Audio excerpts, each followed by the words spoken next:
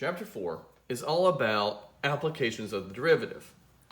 In section 4.1, we study what's known as the extreme value theorem. Let's start by defining what we mean when we talk about absolute extreme values. If I have a function f with a domain D, I would say f has an absolute maximum value on that domain at c if f of c was larger than or equal to all the other x values in that domain. So the y value I get when I plug in c is literally the biggest one on that domain. I'd tell you there's an absolute minimum value on that domain at c if f of c was smaller than or equal to all the other f of x's. So in a diagram, if I just wanted to talk about a function over a specific domain, I could imagine, a graph that did something like this on that domain, and I see that this is the lowest y value. I'll call that C2, and this is the largest y value. So on this domain, on this interval, I would say that there's an absolute maximum at C1 and an absolute minimum at C2.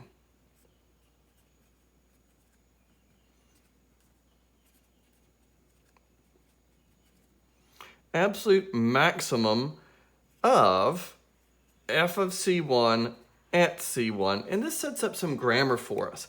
The absolute maximum value itself is a y value, whatever the highest y value is, but it occurs at an x value in the domain. There is an absolute min of f of c2 at C2.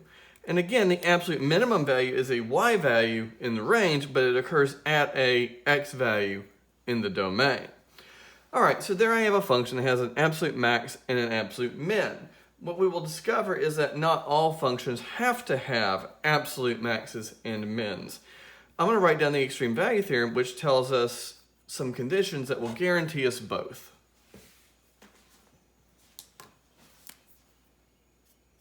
The extreme value theorem. Every once in a while, I will refer to that as the EVT, the extreme value theorem. If f of x is continuous on the closed interval AB, closed intervals contain their endpoints, so the closed interval AB, then f of x attains both an absolute minimum and an absolute maximum value on the closed interval AB. It turns out that all I need is continuity over a finite closed interval, and I will be guaranteed to have both an absolute max and an absolute min. And I can draw several pictures that would guarantee us this. If this were a seated class, what I would invite you all to do now is actually draw your own picture, just following my verbal description of what is in the hypotheses here. So what I would tell you to do is draw an x and a y axis and put two marks on the x axis. Label the first one A and the first one B, and I've done that in several pictures here, but you could literally put them anywhere on the x axis you want. A could be negative, they could both be negative, literally just put 2 marks anywhere you want. And then what I would tell you is to plot 2 points. One point has an x coordinate of A, and the other point has an x coordinate of B, and you could literally put those points anywhere. So some folks might, put a point here, and other people might choose to have them at the same level, and someone might say, well, what if they go up from left to right, but the first one's negative? And you can imagine putting those points anywhere. And then I would tell you to draw a function that connects those 2 points that is continuous between A and B.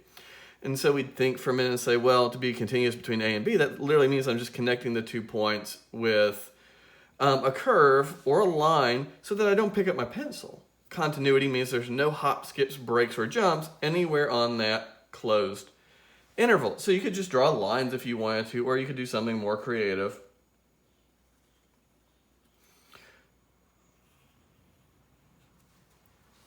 Where you just draw a function that connects the 2 points. And if the extreme value theorem is true, no matter what we all drew, we should all be able to find both an absolute maximum value and an absolute minimum value. So I need to look through each of these pictures and make sure I can find an absolute max and an absolute min. In this diagram, this point looks like it's the highest. So my absolute max happens right there. And this end point looks like the lowest point on the graph. So I'm going to say that's my absolute min. Right, this point looks pretty close, but just a little bit more. So I think that's the lowest. In this diagram, this looks like the absolute max for sure. Now that I've drawn it all, this point looks a little higher than that, but I actually intended them to be at the exact same level. So I'm going to try to fix that now. And then it looks like these 2 points tie to be the absolute min.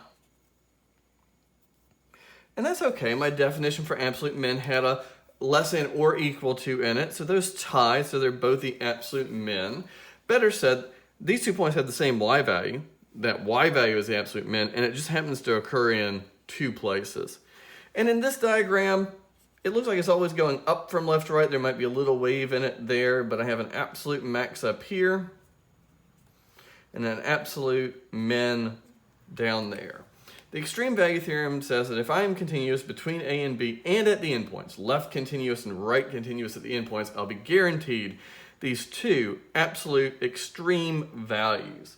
So when I say absolute min and max, you also might hear those referred to as absolute extreme values. You also may hear them referred to as global maxes and mins. So let me show you a couple pictures now where I don't get absolute maxes and absolute mins, and let's make sure that these examples don't break the extreme value theorem. So in this first example, I'm going to draw a function that's pretty boring. It's a straight line. It includes this point at A, but not this point at B, and I'm going to plot that point down there. And so, very clearly, between A and B, that point is plotted way below the rest. That would be an absolute minimum. But what I'll tell you is there is no absolute max.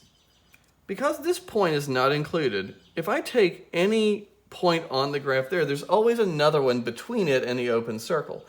Even if I get so close that my marker won't fit, there's still technically another point. And since that's always going up from left to right, there's always a point that's higher. So there's no absolute max because that point's not filled in. All right, well that doesn't violate the extreme value theorem because this function's not continuous on the closed interval AB. It's continuous on the open interval AB. It's even continuous at the left-hand endpoint. But it's not continuous at that right-hand endpoint. So that does not violate the extreme value theorem.